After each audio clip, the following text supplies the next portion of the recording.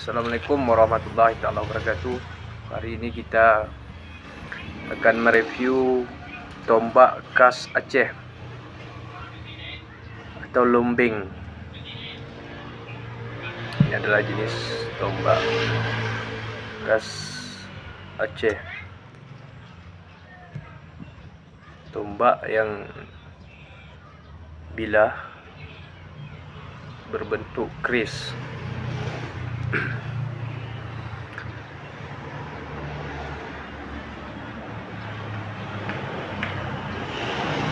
Tombak ini sering dipakai untuk senjata berperang.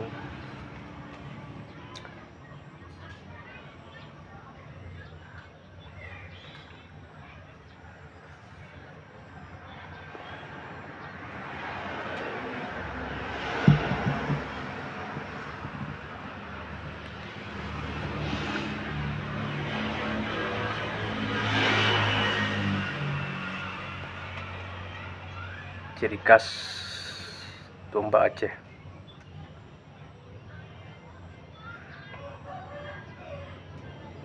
Ini asli tua zaman.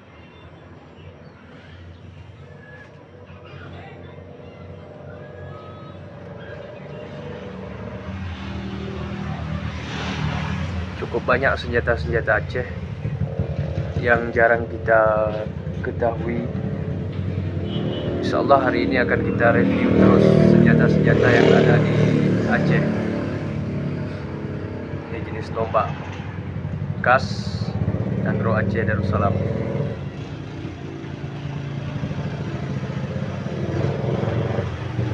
Semoga generasi dapat mengenali jenis-jenis senjatanya.